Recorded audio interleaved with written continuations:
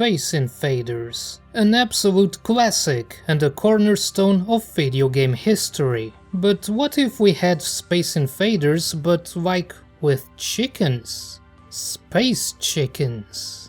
Back in 1997, the one-man army behind Interaction Studios began working on a prototype for Chicken Invaders, a parody of Space Invaders about alien chickens coming to take revenge on mankind for cooking their Earth brethren. Unfortunately, this prototype was never completed, and the developer lost the original files at some point. What you're looking at here is a fan-made recreation based on what's known about the prototype, such as the animated chicken sprites and the player controlling a handgun instead of a spaceship. Still, the project was rebuilt and released in 1999 as freeware. The game is shmup action at its most basic. The game is split into waves of regular chickens with the occasional boss battle and asteroid shower. Grab gift boxes to power up your weapon and try to not get egg on your face, since you have 3 lives and that's it, no continues. Killing chickens turns them into presumably delicious chicken legs, and every 25 pieces you catch earns you a missile that serves as a screen-clearing bomb. If you'd like to share the pain, you can also play co-op with a second player on a single keyboard. There's very little to say about the gameplay. The main attraction is the comedic flair that comes from its handful of sound effects, and from the funny cartoon chickens. The way they gawk and turn into chicken legs that bounce all over the place never fails to crack a smile out of me. But beyond the novelty lies an extremely repetitive game that gets old after just a couple of minutes, because the game doesn't have an ending. It simply repeats itself every 10 waves, except with more chickens and asteroids every time. They also get increasingly resilient with every loop, and eventually you get a one-way ticket to arthritis from having to constantly mash the fire key just to kill a single chicken. There's very little variety in terms of enemies, and since there's no music during gameplay, all you get is the sound of your bullets and the constant growl of chicken pain. Which is funny and all, but after a while it digs into your ears and permanently imprints itself into the depths of your brain. The appeal of Chicken Invaders was that it was free and it was small. You could easily download it through a pitiful dial-up connection and then pack it into a USB stick so you can run it on the potato computers at school to distract yourself from whatever the teacher was saying. In this day and age, Chicken Invaders isn't going to hold your attention for long, but it is a neat little game that brings me back to a time when simple freeware games like this were so entertaining. And people noticed it, with the game being downloaded and shared countless times after its release. The reception was positive, and it spawned a franchise that has lasted for over 2 decades now. Chicken Invaders 1 might as well have just been a demo for a bigger game, that is, Chicken Invaders 2, The Next Wave. Released back in 2002 as a commercial product, this sequel takes the existing mechanics, gives them some refinements, and ties everything together with a simple story. Once again, the space chickens are angry at humans for grilling, roasting, and frying their Earth counterparts. And this time for sure, mankind will pay for all the ketchup they spilled. The game is divided into sets of 10 waves, but instead of an infinite cycle, it puts you up against a total of 110 handcrafted levels spread through the Milky Way's various planets, and also Pluto. In addition to the ion blaster you start with, you now have 2 more weapons to pick from. One is the neutron gun, which is slower but fires more powerful projectiles straight ahead. The other is the laser gun, which is the weakest but hits instantly and can be fired as fast as you can destroy your keyboard. Speaking of fast, your ship is more agile and no longer stuck on the horizontal axis. Chickens now come in multiple colors, and there is more variety in terms of wave design. The game also features 2 difficulty levels, and controlling the ship with the mouse is now an option.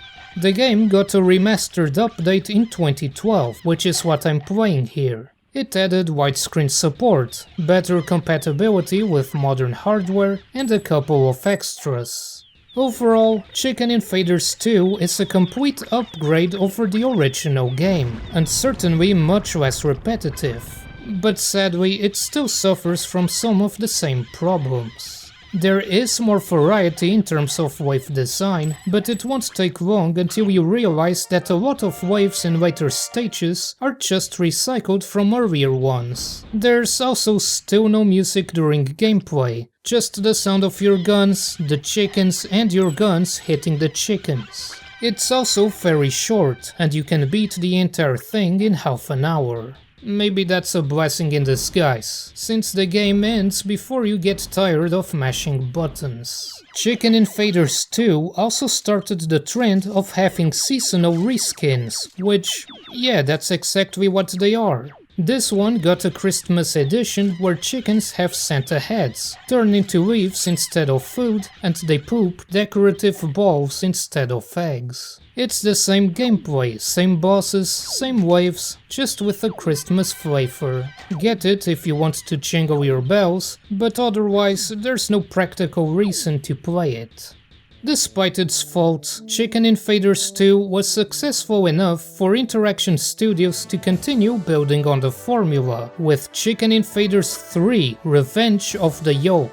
Technically, the main game was released in 2007, but in a galactic curveball, the Christmas edition actually came first, in November of 2006. Either way, with this new game, the series went from being just a silly parody to being its own spin on the genre, one that can stand on its own chicken legs.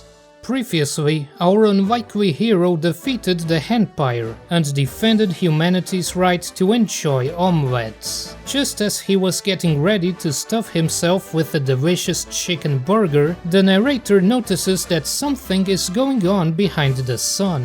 The chickens have sneakily been building a dangerous new weapon, the Yolk Star, trademark. After fending off the Welcome Committee, the Yolk Star fires a powerful beam that pushes the hero into a black hole, sending him far into the depths of space. So now he has to trek all over the stars so that he can get back to Earth and enjoy his burger. Oh, and save the planet too, I guess.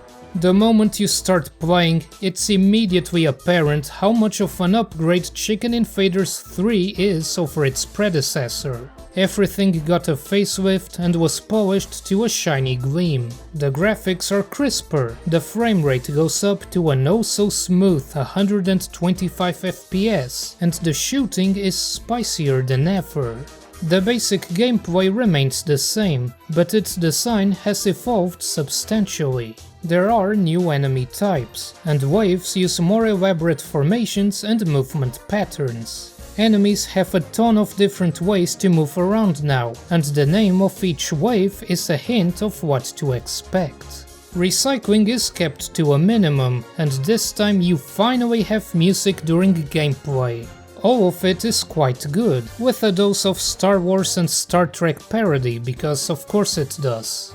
Despite also having 110 waves, Chicken Invaders 3 is quite a bit longer than 2, but thanks to all the changes, the gameplay keeps an enjoyable pace most of the way through. A third difficulty level has also been added, and beating the game on each difficulty unlocks a couple of extras. It added a much needed saving function too, so you don't need to beat the entire game in a single sitting anymore. And if you have friends, you can now bust some clocks over the internet with them, thanks to the new online multiplayer.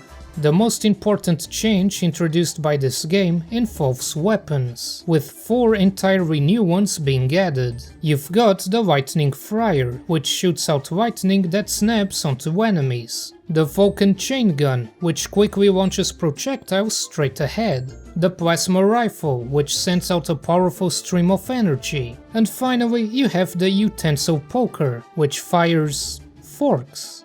I mean, as long as it works. However, weapons are now prone to overheating if you continuously fire them for too long, rendering you incapable of attacking for a few seconds. The idea behind this system is presumably to balance out the more damaging weapons like the lightning fryer and the plasma rifle, although in this game at least, it isn't much of a factor in practice. It's a lot more significant in 4 and 5, where weapons generate heat at a faster rate, especially because of a weird design choice that lasted for 2 more games. See, you can now hold the fire button to shoot automatically, rather than pressing the button repeatedly. Sounds great, but for some reason the auto fire is slower than mashing buttons, while also generating more heat. It makes no sense and only punishes people who want to preserve their fingers. It's like a worst of both worlds. What were they thinking?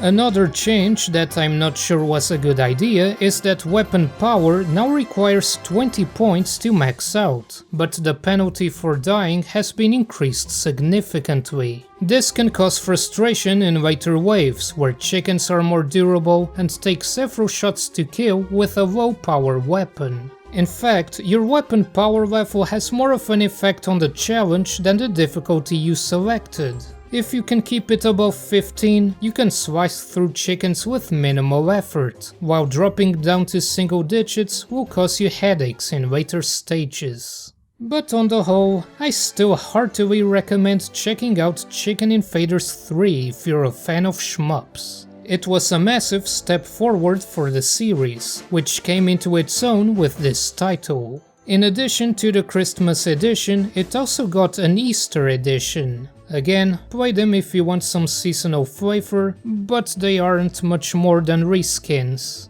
Anyway, the ball kept rolling and the chickens kept returning with Chicken Invaders 4, The Ultimate Omelette, released in 2010. It retains the gameplay changes introduced in 3, but expanded and with another upgrade to visuals. After blasting the chickens away a 3rd time, the hero decides to go have his beloved chicken burgers, when yet again he gets interrupted. The mysterious Han Solo claims to have come from another galaxy to warn Earth of imminent peril. The hero is reluctant to trust him, at least until he mentions that the future of chicken burgers is at stake. So he follows Han Solo into an intergalactic portal, teleporting him to a galaxy far, far away. The chickens are now building a giant cannon that shoots eggs. Giant eggs that cover the victim with yolk and blows them to smithereens once the sun cooks it. The hero must again rise up and stop the cannon before it arrives on Earth, or else the art of chicken burgers is lost forever. Oh, and save the planet too, I guess.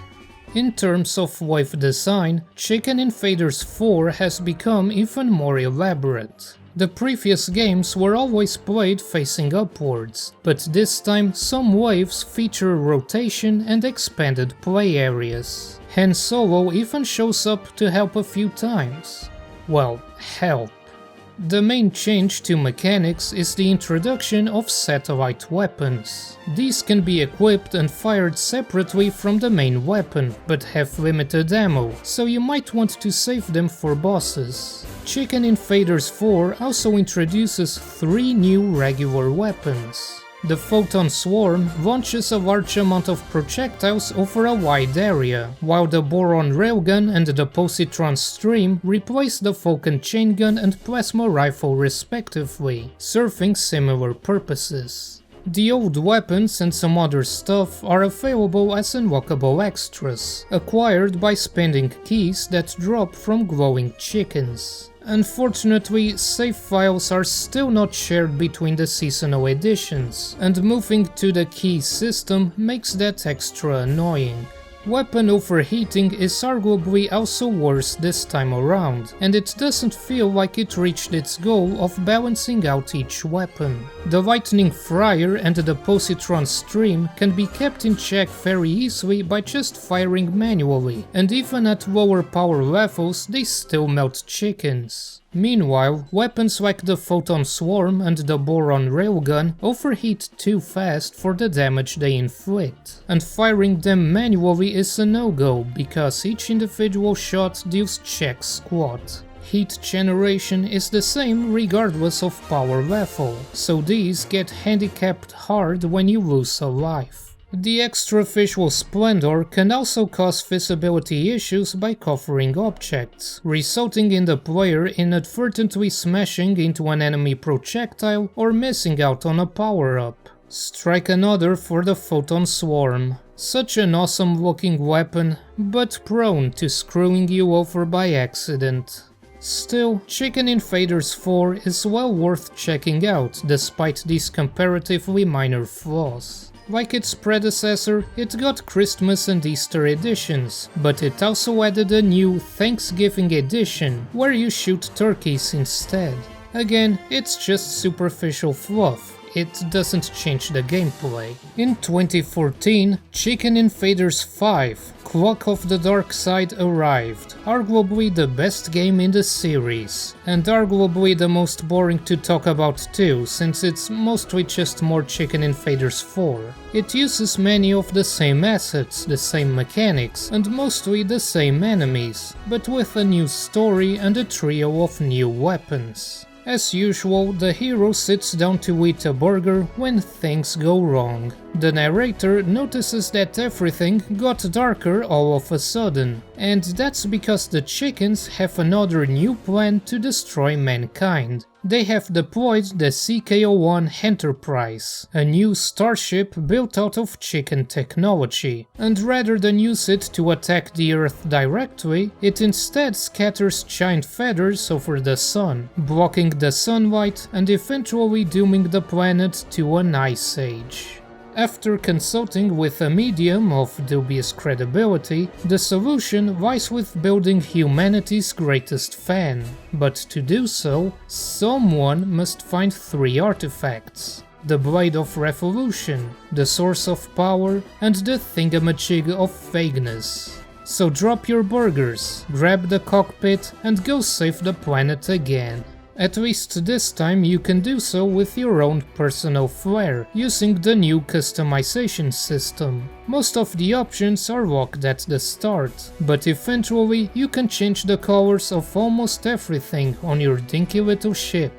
The new weapons are also cool, especially the corn shotgun. It launches a couple of powerful projectiles, but unlike the rest of the arsenal, increasing its power level simply increases its fire rate instead of making it shoot more projectiles, and it generates so little heat that it's basically impossible to screw up. The Riddler is also fairly unique, dealing very low damage with each shot, but it has a high firing rate, generates heat slowly, and becomes more accurate the higher its power level is. Finally, there's the Hypergun, the least interesting one since it's just an evolution of the boron railgun. And that's all I have to say. Chicken Invaders 5 is really just more of the same, and that isn't necessarily a bad thing. But it doesn't try to fix the existing problems with weapon balance and visual effects. As for the seasonal editions, there were only 2. One is the usual Christmas, and the other is Halloween, which is new. And by new I mean it's still Chicken Invaders 5, but with a new coat of paint. However, as of this video, Chicken Invaders 5 is also the last traditional game in the series, because things changed dramatically in 2018. Chicken Invaders Universe, the Monkey Paw Edition. This game fixes many long-standing problems with the series, adds a ton of potentially engaging systems, and ties it all together in a free-to-play with microtransactions live service game. In early access. The premise is that you're a fresh recruit in the United Hero Force, and it's your job to patrol the universe and keep the planet safe from the Empire. And you do get a universe to explore, which is the big addition in this game. It features a large world that you can fly around in, and so can everyone else since it's technically also an MMO. For better or for worse, Universe does not have a campaign. Instead, every planet has a number of missions with different levels of difficulty and length. Previous games were split into sets of 10 waves, but now the amount of waves in each set depends on the mission. Weapons got rebalanced, granting them unique quirks and utility. Since Universe lets you use all of them from the start, this was necessary to establish different uses for similar weapons, like the positron stream and the plasma rifle. As a result, pretty much every weapon is good now. The game introduces 2 new weapons, though in practice you'll never use one of them. The default starting weapon is the Moron Railgun, which is just a heavily gimped version of the Boron Railgun that you will want to dump as soon as possible. The other is the Absolver Beam, which flips the mechanics on their head by not being automatic. You can quick fire it if you want, but that will only tickle your enemies. Its potential lies in fully charging it, unleashing an extremely powerful beam that pierces through everything, making it very useful against walls. Another important change is how certain weapons behave differently based on their heat. For example, the Vulcan chain gun increases its spread as the heat gauge rises, while the Boron railgun instead becomes more powerful, incentivizing skilled play by properly managing your heat level. Points now also have a purpose beyond serving as an internet dick measuring stick. Earning points increases your player tier, which unlocks certain missions. Outside of your hero duties, you can browse the Galactic Store to buy all kinds of stuff using the keys you acquire, and this is the second area where gameplay took some big steps forward. Following up on Chicken Invaders 5, Universe now lets you customize more than just your ship's looks. You can change backgrounds, food, music, even the menus. Just tons of cosmetic fluff you can buy to spice up the game. But more importantly, you can buy different ships with various strengths and weaknesses, and you can equip different parts on each one. Stuff like heat sinks that reduce heat generation, or temporary power-ups to replace missiles, and you can even select your starting weapon, which is fantastic. You also start with a booster part that lets you double tap and hold the fire button to fire at full speed, fixing yet another annoyance I previously had. And this is where I stop being nice. Let's talk monetization. Everything in the Galactic Store is bought with keys, which can be acquired by simply playing the game or by paying real money for a pack. And yes, the grind is real. The second part of this is that there's a €7 Chicken Hunter license, which unlocks certain missions and equipment and gives you discounts on the store. The game is free to play, but you won't have access to everything. The issue here is that consumables, such as lives and missiles, now have to be purchased with keys and equipped into available slots, which paints the microtransactions in a rather cynical light. Food still drops from enemies, but its only purpose now is to sell for a paltry amount of keys. The game's structure also inadvertently prevents any real progression in terms of difficulty, since every wave's difficulty is determined by the mission's difficulty ranking. This means that harder missions are a pain on the first waves, since you start from scratch. A few missions are also locked behind player tier, which seems entirely pointless because you can find missions ranging between hilariously easy and ball-crushingly hard right from the start. The interface is also very clunky to navigate with a controller, which is my preferred way to play. It was clearly built for touchscreens, but it's weird how this is even a problem since the previous games are also available on mobile devices, but don't suffer from this problem on PC.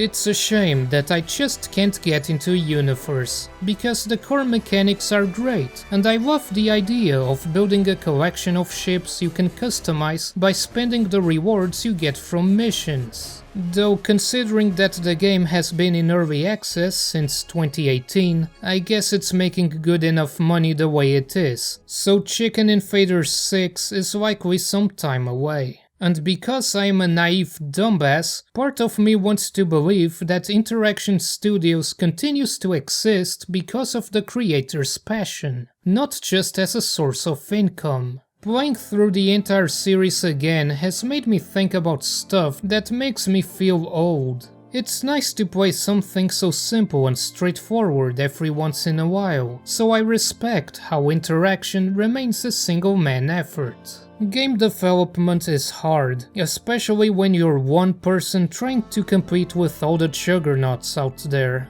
There used to be a time when small developers could realistically sell games through their own website, but that won't fly with the average gamer of today who only looks at platforms like Steam, where they are spoiled for choice with AAA titles available at budget prices. The stuff that Interaction makes is categorized as for casual gamers, but nowadays I feel that the term casual gamer better represents the people who play little more than Warzone or Fortnite with their friends, and maybe the occasional blockbuster. People who will never give the time of day to simple games like these. That's likely one of the reasons why the standalone version sold on the website is more expensive than the Steam version, more so than a couple of extras. It's similar to how games that are available on both traditional gaming systems and on mobile phones tend to be significantly cheaper on the latter. I mean, the entire series is available on the Apple Store for $1 each, while it's $5 on Steam. It's unfair, but it is what it is. The markets are different, and there's too much competition trying to get your precious free time.